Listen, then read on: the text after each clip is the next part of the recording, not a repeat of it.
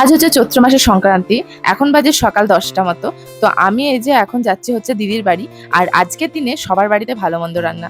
তো দিদির বাড়ি যাওয়ার কারণ হচ্ছে কাকা যেহেতু ভক্ত কামিয়েছে, তো আজ 4 দিন পর বাড়িতে ভাত খাবে। আর এটা আমাদের প্রতিটা বাড়িতেই হয়, যেহেতু ভক্ত হোক বা না হোক, মানে যাদের বাড়িতে ভক্ত হয়েছে তারা তো করবেই, এমনিতেও যাদের বাড়িতে ভক্ত হয়নি তারাও করবে। তো আজকে ভালো মন্দ রান্না পুরোটাই নিরামিষ হবে।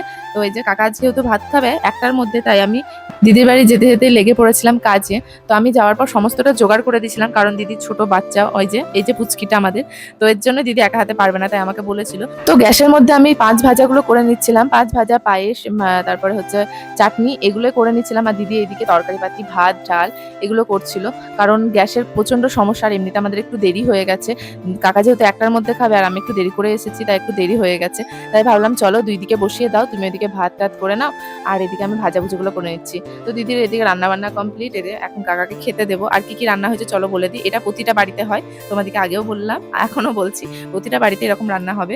5 রকম ভাজা, তারপরে ডাল, টক ডাল করে আজকে, টক ডাল, ডাঁটা সর্ষে, তারপরে নিম বেগুন, এগুলো নিয়ম আমাদের, মানে খেতে হয় আজকে দিনে। এঁচড়ের তরকারি, আমের চাটনি। তবে জানো তো, আমাদের এই যে বাবার বানেশ্বরের মাথায় আগে আম ফল দেওয়া হবে, তারপরে আমরা আম খাই। মানে আম ফলটা দেওয়ার পরই আম খাই, আমরা আগে থেকে আম খাই না। অনেকে দেখি যে কাঁচা আম এখন থেকে খেতে লেগেছে, কিন্তু আমাদের খাওয়ার নিয়ম নেই। তো কাকাকে খেতে দেওয়ার পর আমার ছেলেকেও খাইয়ে নিলাম, কারণ আমাদের দিন কাকাকে খেতে দিতে দিতে অনেকটা বেজে গেছে, 2টো বেজে গেছিলো। কারণ বলেছিল একটাই খাবো, কিন্তু আমাদের অনেকটা লেট হয়ে গেছিলো। তারপরে এই যে কাকাকে খেতে দিয়ে আমার ছেলেকেও খাইয়ে নিয়েছি, তারপরে আমরাও খাওয়া দাওয়াটা সেরে নিলাম। তারপরে কিছুক্ষণ বসে দিদির বাড়িতে গল্প টল্প করে এখন বাড়ি যাব। তো আজকের ভিডিওটা এতটুকুই। কেমন লাগলো অবশ্যই কমেন্টে জানিও, আর তোমরা এই দিনটাতে কেমন করে পালন করো অবশ্যই কমেন্টে জানিও।